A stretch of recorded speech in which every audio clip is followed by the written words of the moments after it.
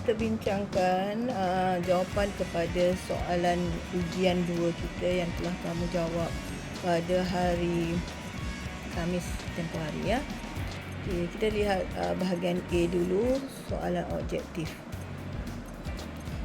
Okay, soalan nombor 1, apakah yang dimaksudkan dengan ikatan ion?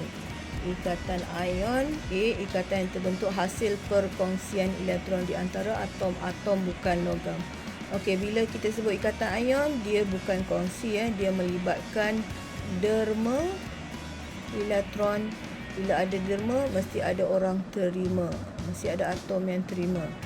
Okey, jadi ikatan ion dia akan melibatkan derma dan terima elektron. Dan siapa yang derma? Derma ini datang daripada atom logam. Manakala terima, siapa yang terima? Yang terima adalah atom bukan logam.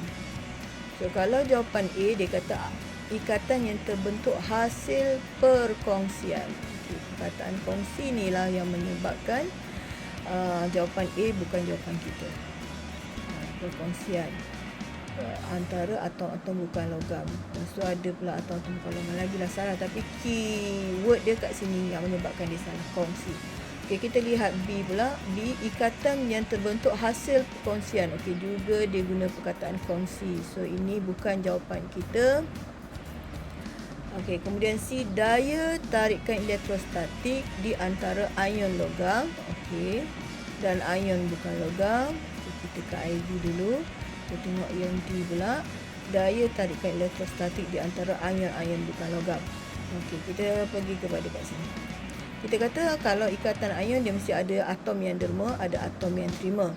Atom yang derma ni atom logam. So kita kena ingat di sini, bila atom logam itu derma, selepas derma dia akan jadi ion positif.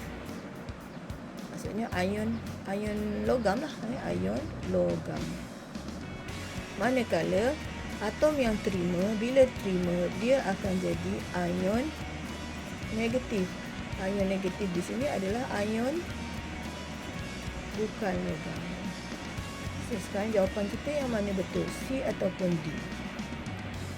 C kata daya tarikan elektrik di antara ion logam dengan ion bukan logam. Okay, inilah yang betulnya. Yang ini antara ion bukan logam salah. Sebab dia mesti ada gabungan logam dengan bukan logam.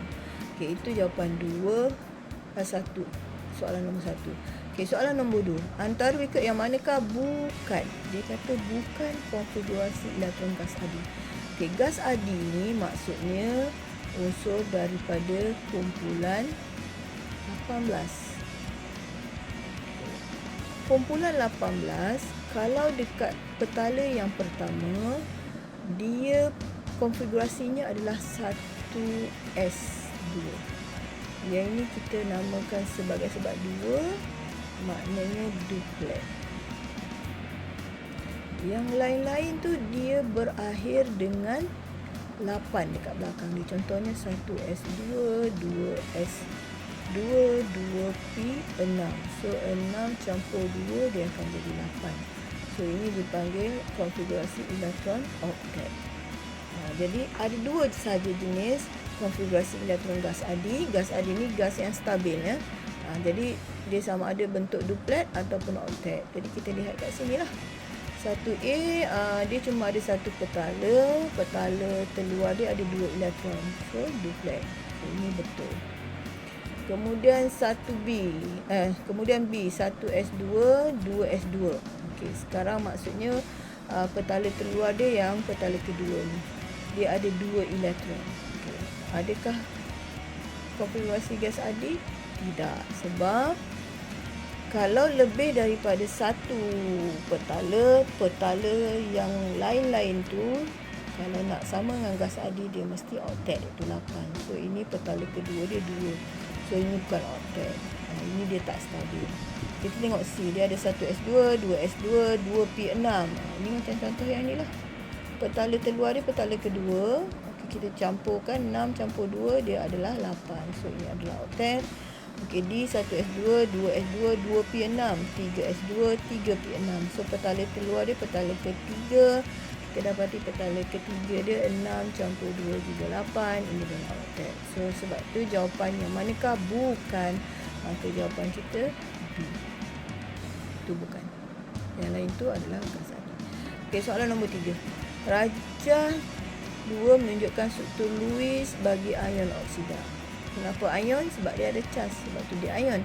Ini kenapa struktur Lewis? Sebab dia ada simbol dengan huruf dan kemudian di luar huruf itu ada titik-titik elektron. Maka inilah dipanggil struktur Lewis. Dia minta yang manakah benar.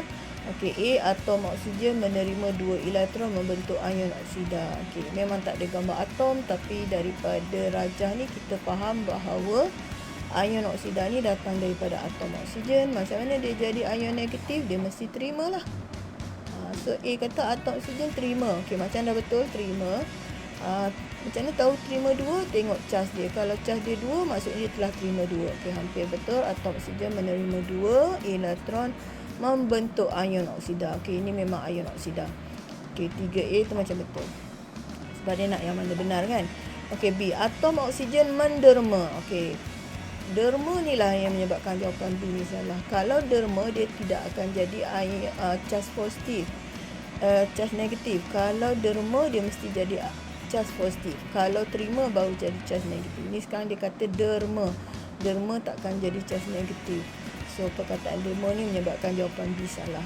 Okey, kemudian C, atom oksigen mempunyai bilangan elektron valen sebanyak 8. Okey, gambar ni kalau kita kira elektron valen dia memang 8. 2, 4, 6, 8. Memang 8. Tetapi ini adalah ion. Kenapa kita kata ion? Sebab dia bercas. Tapi penyataan C dia bagi tahu atom. Maka C ni salah lah. Okey, D, atom oksigen adalah atom logam yang tidak stabil. Okey, jawapan ni betul sebenarnya. Atom oksigen adalah atom logam yang tidak stabil. Sebab yang kita tengok dekat sini, dia 8 ni mencapai konfigurasi elektron sebab oktet, konfigurasi elektron oktet sebab dia ion. Tapi kalau dia atom memang dia tak stabil. Sebenarnya untuk soalan nombor 3 ni jawapan ada 2. D pun betul, A pun betul. Jadi sebab tu sesiapa yang jawab jawapan A pun dapat markah, yang jawab D pun dapat markah. Okey, soalan nombor 4. Okay, sekarang dia bagi simbol unsur 1632. Okey, 16 ni apa? 16 adalah nombor proton. 32 ni apa? 32 adalah nombor nukleon. Rajah 2 menunjukkan simbol bagi unsur sulfur. Antara berikut yang manakah struktur Lewis bagi sulfur? Okey, bila kita nak lukis struktur Lewis, kita perlukan nombor proton, maklumat nombor proton. Kita tak perlukan maklumat nombor nukleon. Kenapa kita nak maklumat nombor proton? Sebab kita nak tulis konfigurasi elektron. Jadi kalau nombor proton dia 16, bermaksud bilangan elektron dia pun 16. Bagaimana kita nak susun 16 elektron ini dalam bentuk konfigurasi elektron? Okey, kita mulakan dengan 1s dulu. 1s, okey, kita guna pen yang kecil sikit lah. Mula-mula masuk dalam petala 1 dulu, 1s, maksimum 2, 1s2. Kemudian dia pindah kepada 2s. Orbital s dia maksimum elektron dia 2, tak boleh lebih. Okay, bila dah penuh dekat 2s, dia akan pergi kepada 2p. 2p berapa? 2p 6, sebab dia maksimum 6 saja p ni. Jadi kita stop kat situ, kita kira dulu. Sebab bila kamu buat penulisan ni, check and balance dekat sini. Mesti sama dengan 16 bilangan elektron. So kalau kita tengok sini 6 campur 2 4 6 campur 2 8, 8 campur 2 baru 10. Kita ada 16, maksudnya ada balance lagi 6. Jadi kena sambung lagi. Lepas 2p kita ada 3s. 3s, s mesti 2 lah. So tadi kita dah kata 10. 10 campur 2 12. So ada balance lagi 4, betul tak? So lepas 3s kita akan pergi kepada 3p. So nak masuk 3p berapa? tengok baki dia 2 campur 2 4, 4 campur 6 10, 10 campur 2 12. Kita ada 16 asalnya. 16 tolak 12 balance lagi 4. So semua akan masuk dekat sini, dekat orbital P. So kita jumlah balik, jumlah dia 6. So inilah konfigurasi elektron bagi sulfur. Tetapi bila kita nak lukis Dr. Lewis, kita tak lukis semua titik-titik 16 ni. Kita tak lukis semua elektron 16 elektron ni. Kita hanya lukis titik-titik itu bagi elektron pada petala telur. Petala telur kita ni lah petala ketiga. Sebab yang paling besar nombor dia adalah 3. So kita bukan nak lukis nombor 3 depan ni, kita nak lukis nombor di atas huruf. So nombor 2 dengan nombor 4. 2 campur 4 berapa? 2 campur 4 jumlah dia 6. Jadi sebab itulah jawapan kita mula lukiskan huruf S. S huruf besar, okay, semuanya lukis S. Tetapi di luar S itu kita mesti ada 6 titik elektron. So kalau jawapan A, dia ada 2, 4, 6, 8. So ni salah. Okay, B dia ada 1, 2, 3, 4. Ni pun salah. Okay, kita tengok C. C ada 1, 2, 3, 4, 5, 6. Okay, ni betul.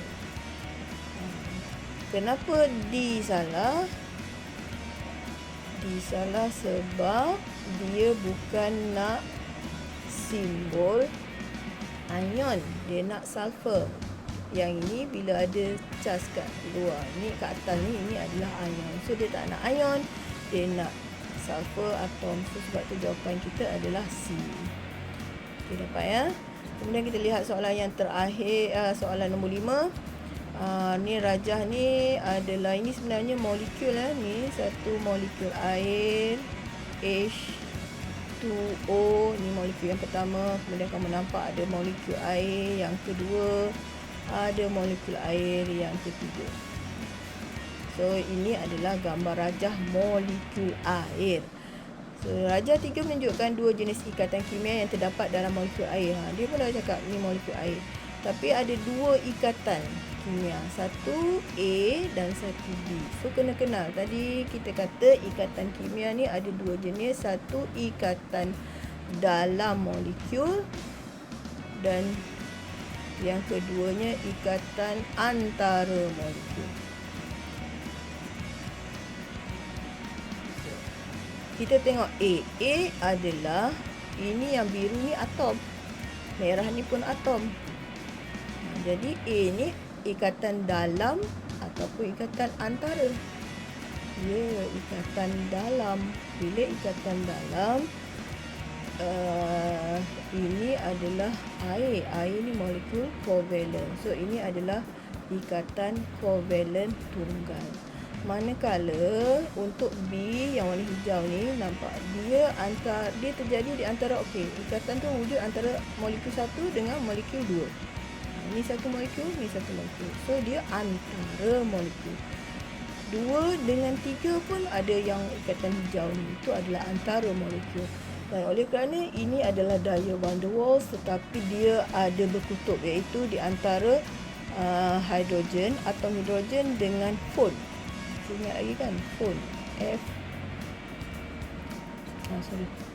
F-O-N. F ni fluorine, O ni oksigen, N nitrogen. Apabila hidrogen dia jumpa fon, maka itu adalah ikatan hidrogen. Jadi ni hidrogen jumpa O, fon, ni ikatan hidrogen. Ni hidrogen jumpa dengan O, fon, hidrogen, ikatan hidrogen. So jawapan kita A adalah ikatan kovalent tunggal. Okey, macam betul. B adalah ikatan hidrogen. Yes, macam betul. Okey, rasanya A ni lah jawapannya, tapi kita tengok B pula. A adalah ikatan kovalent tunggal. Okey, ni salah lah. A bukan okey, sorry. A adalah ikatan kovalent tunggal. Okey, betul. Tapi B adalah ikatan ion. Okey, ni salah. Ikatan ion dia tak ada ikatan yang betul-betul kita nampak ada ikatan. Dia hanyalah mesti ada kurungan sebab dia daya tarikan. So B ni salah disebabkan perkataan ikatan ion tu menyebabkan dia salah. Okay, Ca adalah ikatan hidrogen. A ni ikatan hidrogen, salah lah sebab dia ini antara atom, bukan ikatan hidrogen. Sebab ikatan hidrogen adalah ikatan antara molekul. So ikatan hidrogen di sini menyebabkan jawapan C kita salah. Okey, manakala D pula, A adalah ikatan kovalen tunggal. Okey, macam betul. Tapi dia kata B adalah daya tarikan van der Waals. Okey, ini salah. Sebab dia bukan ikatan van der Waals. Dia adalah, lebih tepat lagi, ikatan hidrogen. Okay, jadi jawapan yang paling tepat adalah A lah. Nombor 5A. Okay, soalan yang terakhir, apakah kesan kehadiran ikatan hidrogen kepada sifat fizik molekul air berbanding molekul hidrogen fluorida? Apabila banyak ikatan hidrogen, maka takat didih lebih tinggi. So sebab itulah jawapan nombor 6 adalah. Okey, selesai soalan objektif. Kita akan sambung pula dengan soalan bahagian B.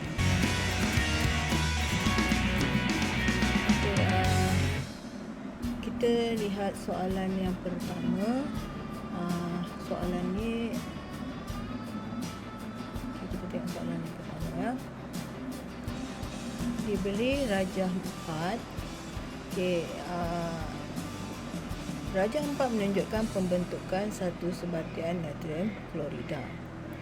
Okey, jadi soalan 1A, apakah ikatan kimia yang terdapat dalam sebatian natrium klorida?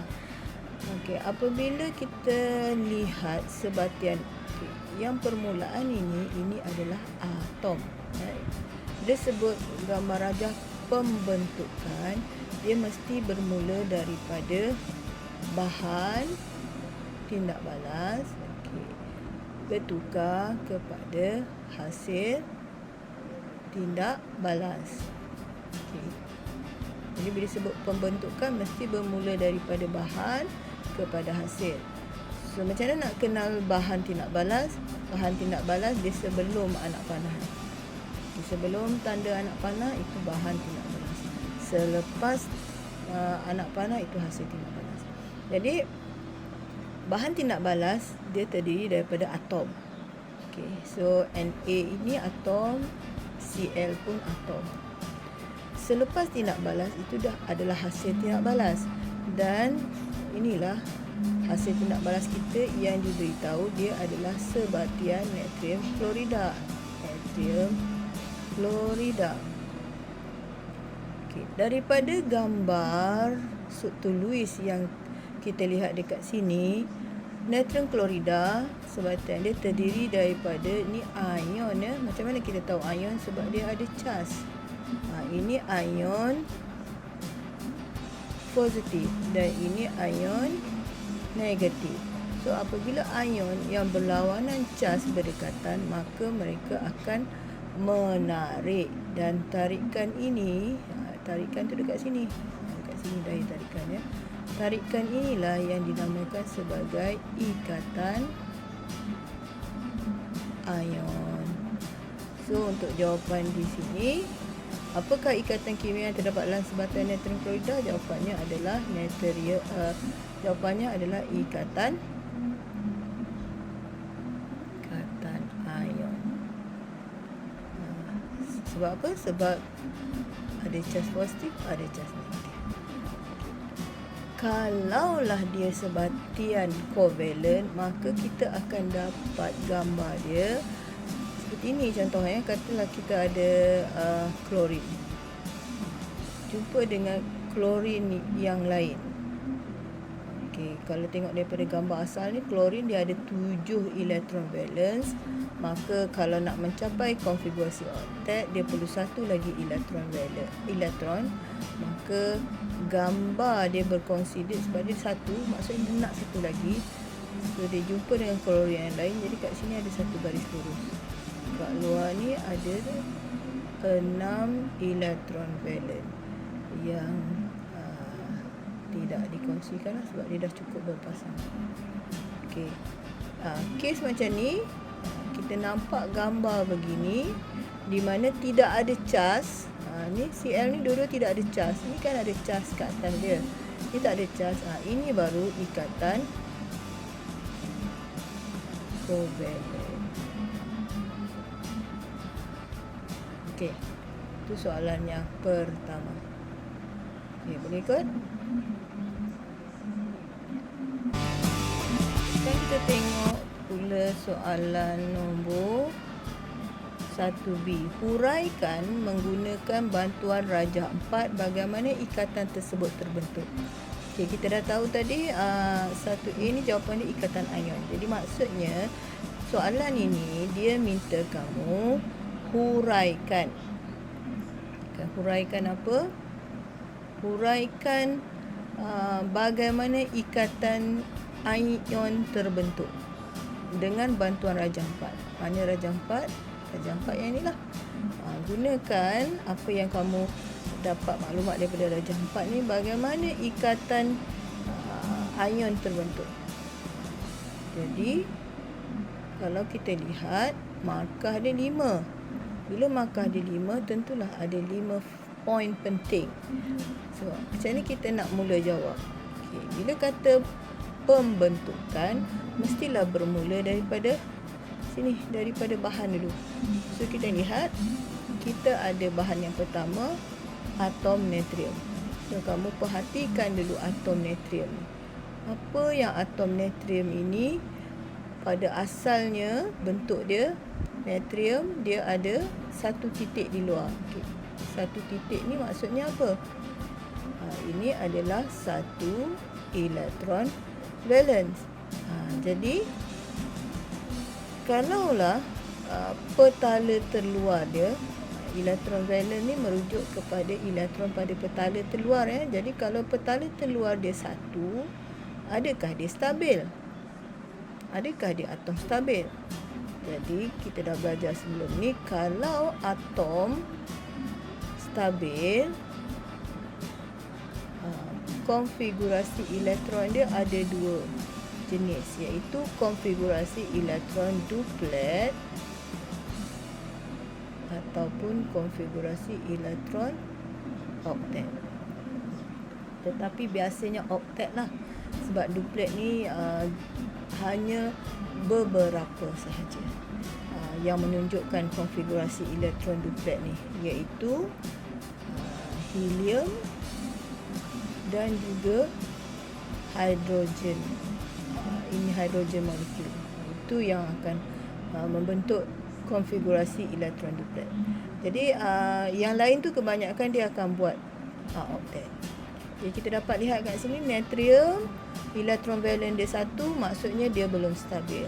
Jadi apa yang dia buat untuk mencapai kestabilan? Okay, tengok ya. Sebelum dia adalah atom, selepas dia adalah ion. Okay, ini atom natrium. Kemudian dia jadi ion natrium. Jadi macam mana cara dia nak jadi ion natrium ni? Maka tengok daripada gambar asal, ada simbol natrium, ada satu titik. Sekarang ni simbol natrium masih sama tapi tidak ada titik. Apa maksudnya tu? Ya, maksudnya elektron valence ni telah didermakan.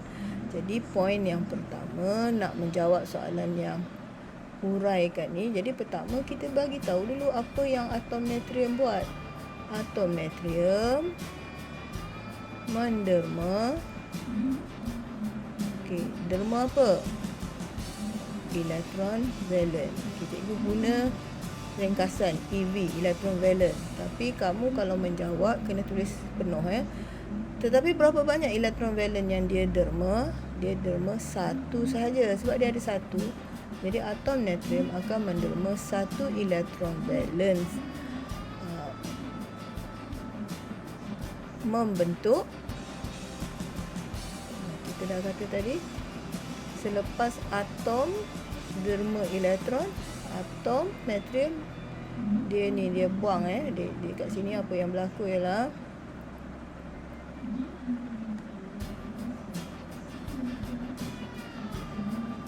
kat sini dia buang sorry, tak cantik pula okey, kita ambil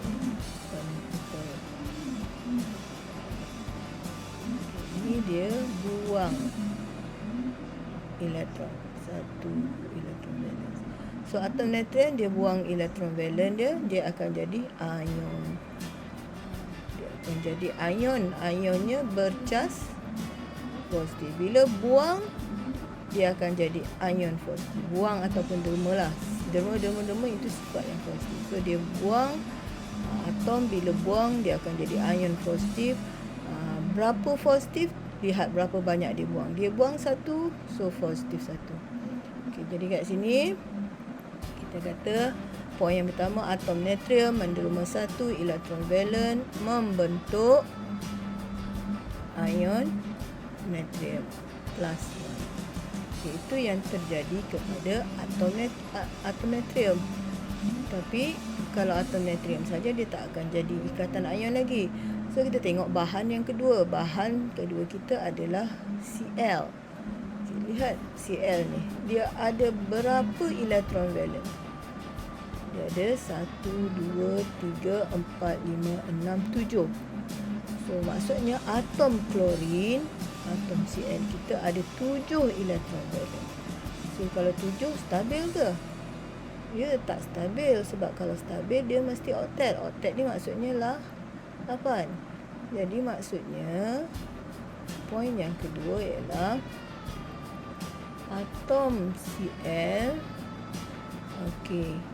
Kalau atom natrium derma, maka atom Cl akan terima lah. Okay, macam mana kamu tahu terima? Okay, tengok selepas anak panah. Apa jadi kepada Cl di sini?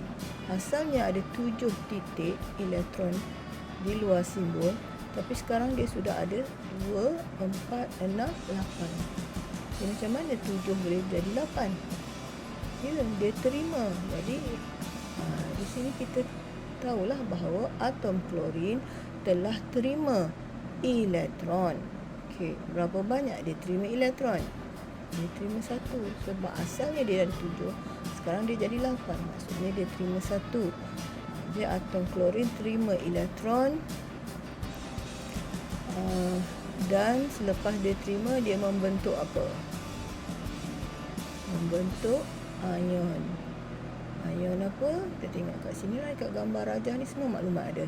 Membentuk ion bercas negatif. So, kalau terima, maksudnya sekarang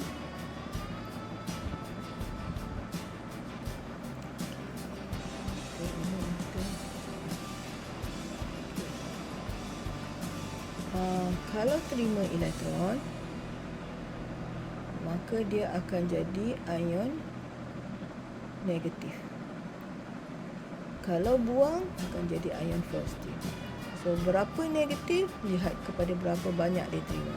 Atom klorin terima 1, maka dia jadi negatif 1. Jadi sepatutnya untuk melengkapkan dia nak balik, sebenarnya kita tunjukkan yang ni ya. 1 elektron valen ni dia derma kat sini. Bila dia derma kat sini, itu yang kalau kita lihat bila natrium derma, dia dah tak ada lagi titik elektron di luar simbol dia, sebab dia dah bagi kepada klorin. Dan klorin daripada 7, sini tak ada pasangan, sekarang dia dah ada pasangan. Okay, jadi itu poin yang kedua ya. Atom klorin terima 1 elektron membentuk ion klorida bercas negatif 1. Okey, kenapa agaknya mereka siapa tu atom natrium dengan atom klorin ni buat dua perkara ni? Kenapa? Jawapannya adalah untuk mencapai konfigurasi elektron duplet. Duplet maksudnya 8. Ataupun kamu boleh juga kata untuk mencapai konfigurasi elektron gas adi pun boleh. Okey, kemudian poin yang keempat. Poin yang keempat ialah jadi di mana ikatan kimia tu? Jadi kita katakan bahawa ikatan ion itu adalah hasil daripada ion yang berlawanan gas. Ion natrium saling tertarik dengan ion Cl- membentuk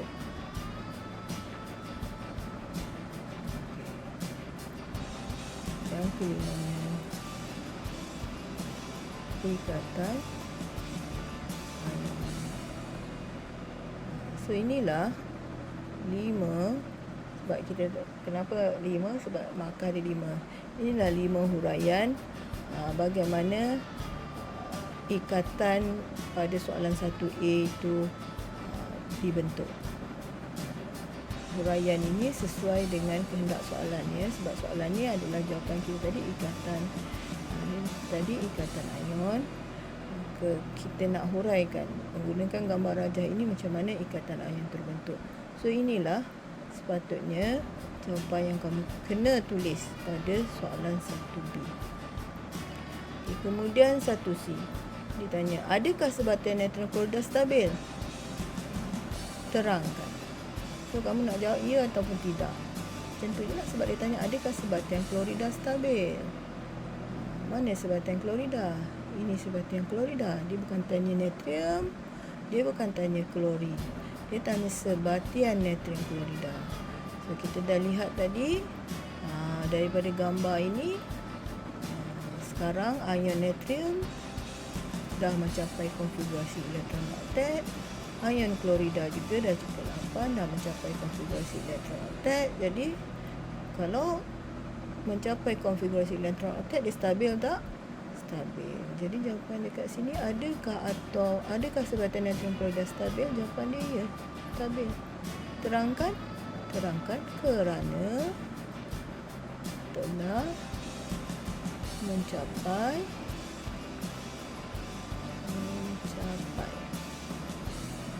konfigurasi elektron oktet. Ini saja jawapan. Ada juga jawapan yang cikgu terima, dia kata kerana telah mempunyai 8 elektron. Okey, boleh.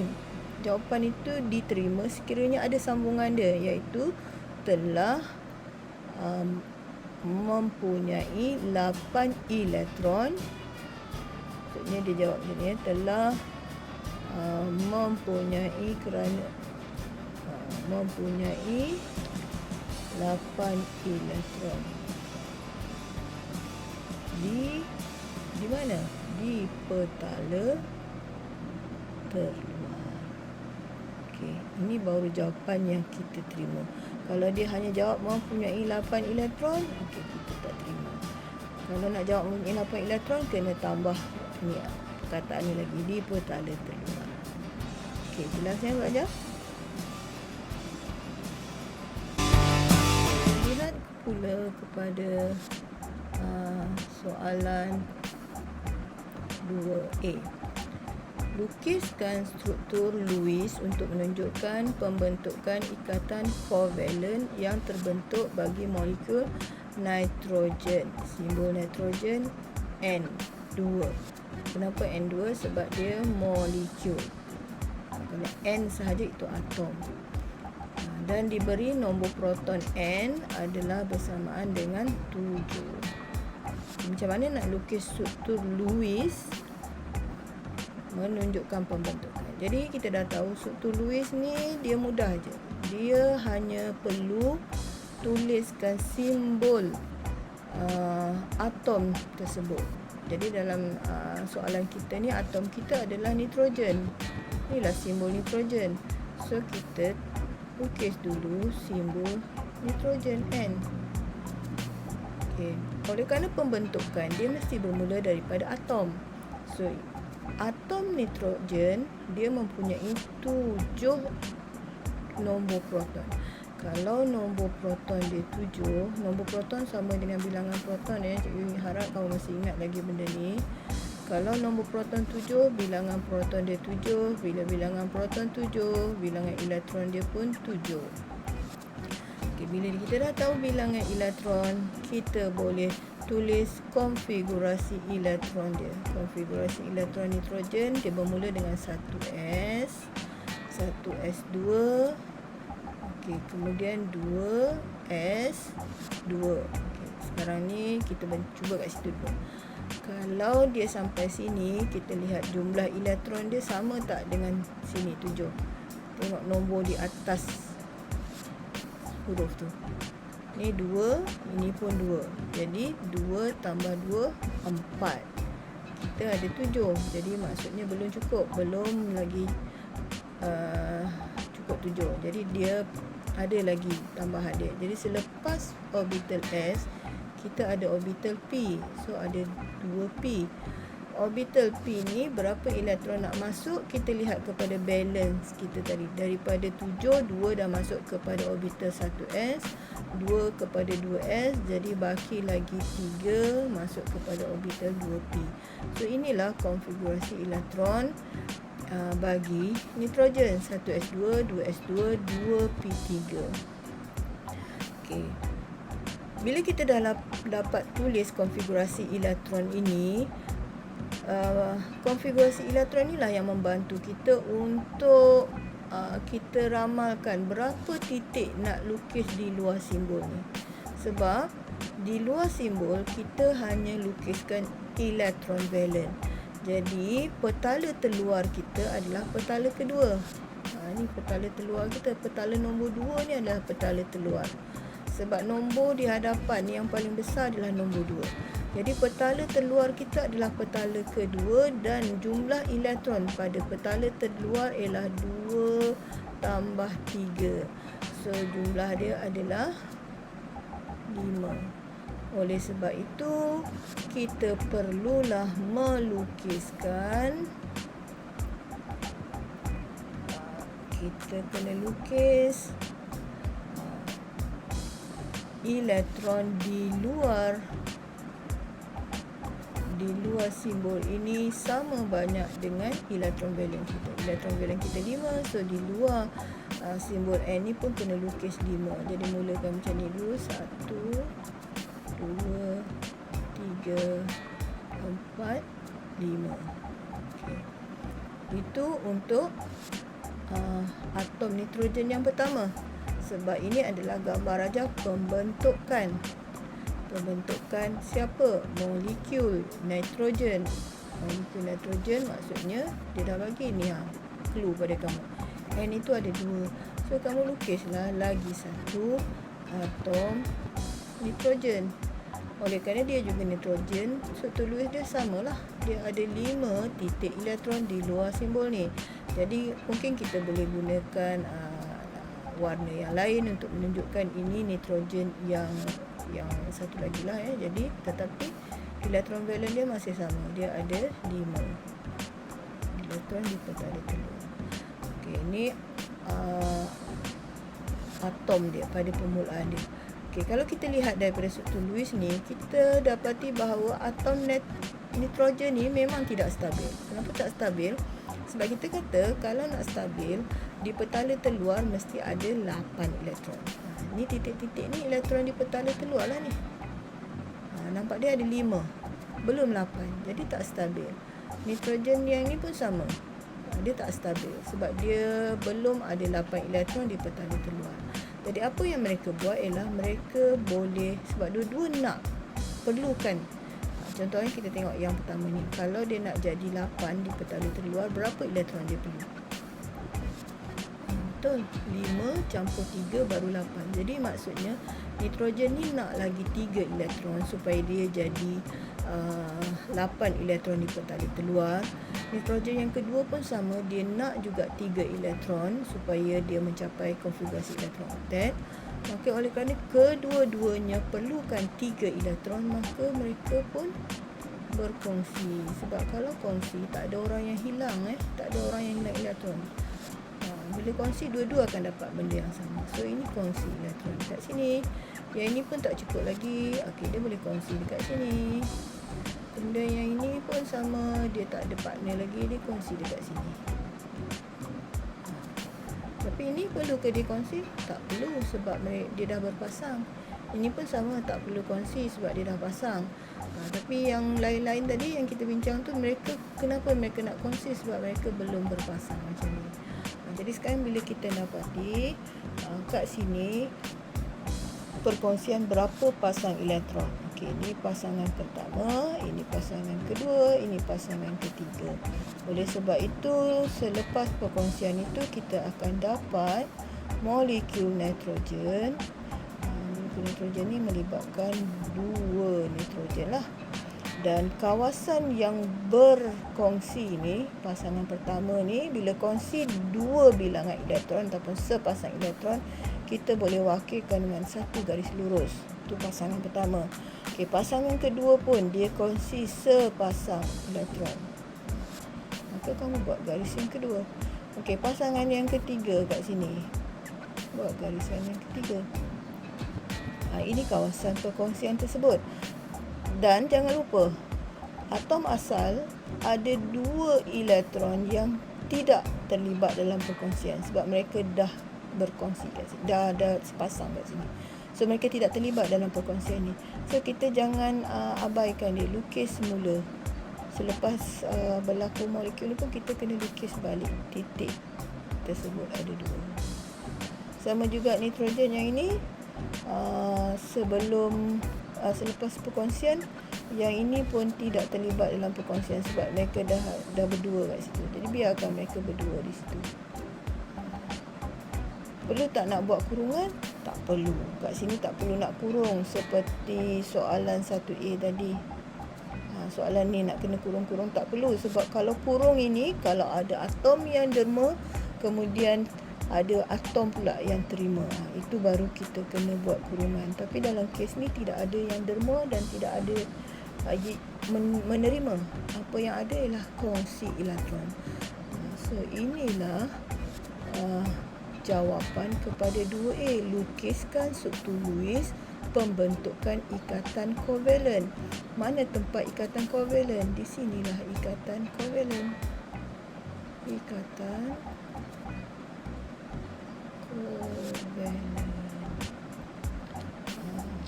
kovalen ni boleh digambarkan dengan satu garis lurus mendatang macam ni. Kalau ada 3 garis lurus, maksudnya ikatan kovalen ganda 3. Kalau ada 2 garis lurus, ikatan kovalen ganda 2. Dan kalau ada 3 garis lurus, itu ikatan kovalen tunggal. So kenapa 3 markah? Okey, markah yang pertama cikgu lihat simbol atom ini betul ya. Maksudnya atom sebelum pembentukan molekul ni ada 5 elektron, 5 titik elektron. Kemudian cikgu lihat selepas pembentukan ada 2 elektron yang tidak terlibat dalam perkongsian macam ni dan ada garis mendata ini yang menunjukkan berlaku perkongsian elektron. So itu barulah dapat markah penuh 3. Okey, kita tengok pula 2B, jelaskan daya tarikan antara molekul yang terdapat pada molekul nitrogen. Okey, jadi jelaskan daya tarikan. Okey, apa beza daya tarikan antara molekul dengan ikatan kovalen? So, ikatan kovalen adalah ikatan antara atom. Ikatan antara atom. So, kita ada dua jenis ikatan sebenarnya ya. Kita ada ikatan kimia ni ada 2 jenis. Satu kita panggil ikatan antara, ataupun kita boleh kata ikatan dalam molekul, ataupun ini disebut ikatan antara atom. Dan yang keduanya adalah ikatan antara molekul. Tadi antara atom dan yang kedua antara molekul. Jadi untuk ikatan dalam molekul iaitu antara atom, Okay, ikatan dalam ada dua jenis, iaitu ikatan ion dan juga ikatan kovalent. Itu dua jenis ikatan dalam ataupun antara atom. Manakala bagi ikatan antara molekul, kita ada dua jenis. Satu, daya van der Waals, dan satu lagi ikatan hidrogen. So, ini dua jenis ikatan antara molekul. Berbalik kepada soalan 2A, soalan ni tanya daya tarikan antara molekul. So, jawapan kita apa? So, kita dah tengok kat sini tadi. Kita dah lihat kat sini tadi. Di sini kita ada ikatan kovalent. Bermaksud molekul di sini adalah molekul kovalent. Jadi kalau molekul kovalent dan molekul kovalent ini pula dia tidak ada kutub kat sini, tidak ada charge kat sini, bermaksud ini adalah daya van der Waals. Maksudnya bukan kita nak jawapan ikatan kovalent ataupun ikatan ion, sebab dia nak daya tarikan antara molekul. So jawapan kita mungkin van der Waals ataupun hidrogen. Tetapi kenapa kita tak jawab hidrogen? Sebab dia tidak ada charge, maksudnya itu daya van der Waals. Okey, itu 2B. Satu markah je kan. Kemudian 2C, dengan memberikan contoh molekul yang sesuai, namakan daya tarikan antara molekul selain daripada jawapan anda di 2B. Kita kalau dah jawab daya van der Waals, so jawapan untuk 2C bolehlah kamu berikan sebagai ikatan hidrogen. Ya. Jadi dia nak dengan memberikan contoh molekul. Kalau namakan daya tarikan. Okey, kita dah namakan ikatan hidrogen. So apa contoh ikatan hidrogen?